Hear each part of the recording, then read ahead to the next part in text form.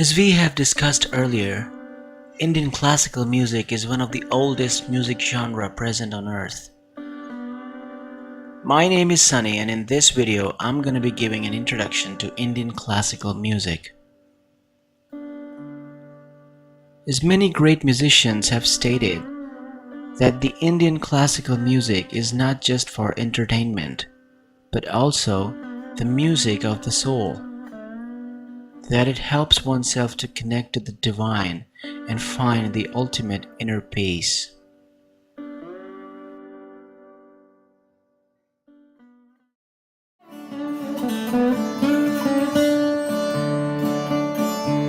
मैं समझता हूँ कि ये भगवान की भाषा है और वो मानव मात्र के कल्याण के लिए यहाँ पर अवतरित हुई है। तो ये आत्मा की तृप्ति का काम करता है। शरीर का भोजन हम करते हैं, लेकिन आत्मा का भोजन ये संगीत है और वो बहुत ज़रूरी है, क्योंकि जब आत्मा पवित्र रहती है तो सब कुछ ठीक रहता है। In fact, you can express all your passion, all your feelings that are within you. But it is abstract, as you said yourself. Writing, you can read it, it is in black and white. Painting is also. But this is just air, or just sound that dissolves in the ether. To understand the concept of the Indian classical music, we have to understand the concept of improvisation. See, in Indian classical music, the artist doesn't really memorize or write down the music. Instead, they just go on stage and sing or play their instruments. The element of Indian classical music is like such that you don't compose thing and you just perform that what you had thought. It is more of improvisation and what your imagination is there at the time of performing.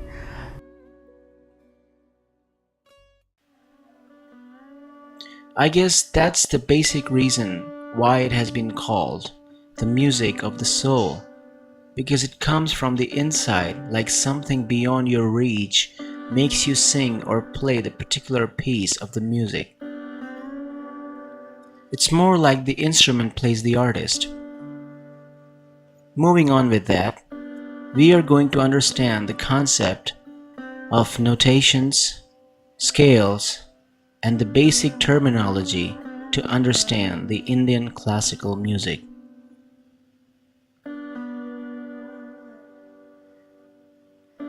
Shruti. Shruti is a Sanskrit word. It means what is heard in general. It is an important concept in Indian classical music, where it means the smallest interval of pitch that the human ear can detect and a singer or musical instrument can produce. There is an explanation about 22 shrutis in total.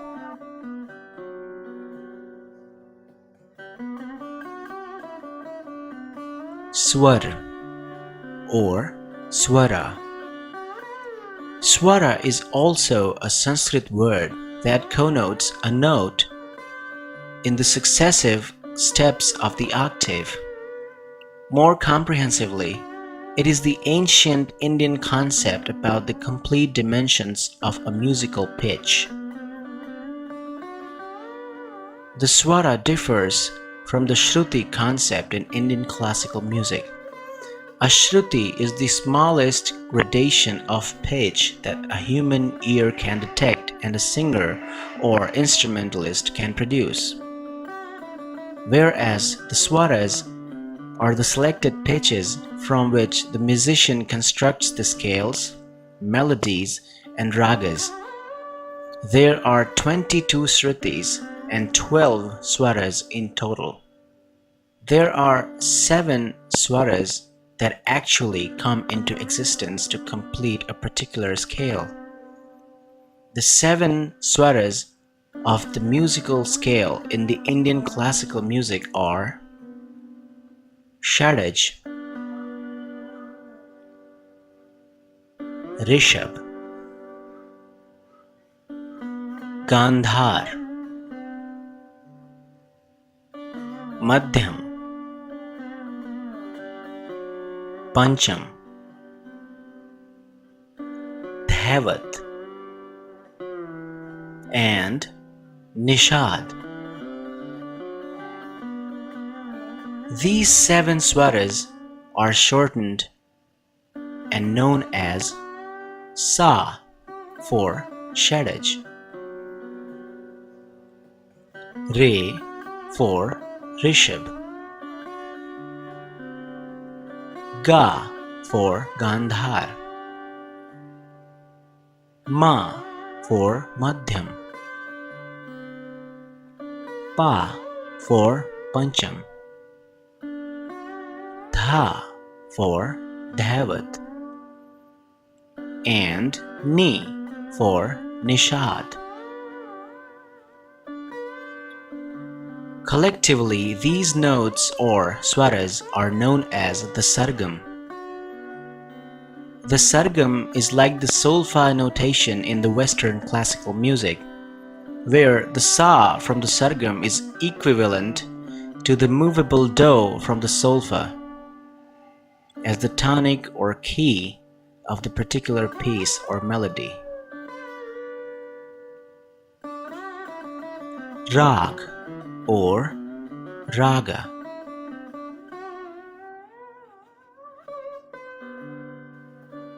A rag or raga basically means coloring or dyeing.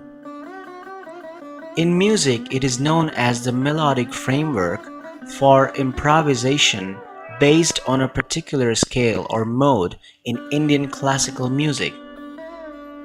We can say that raga is the most important, or in other words, the basic yet the most important feature of the Indian classical music. Each raga is an array of melodic structures with musical motifs, considered in the Indian tradition to have the ability to color the mind and affect the emotions of the audience. A raga consists of at least 5 notes, and each raga provides the musician with a musical framework within which to improvise. The specific notes within a raga can be reordered and improvised by the musician. Each raga traditionally has an emotional significance and symbolic associations such as with season, time, and mood. The ragas are assigned to play in a particular part of the day. That is, each raga has its own singing or playing time. Some ragas even are played or sung in various festivals, and some ragas even have their own weathers or seasons to be played. For example, Rag Miya Malhar is a rainy season raga. It is designed to be played in the rainy weather.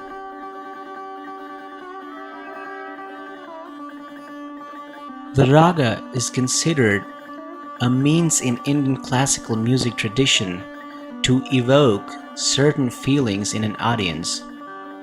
Hundreds of ragas are recognized in the Indian classical music, of which about 30 are common. Each raga has its own unique melodic personality, and an artist has to stay within the limits and regulations of the raga in order to sing or play the raga with its utmost purity.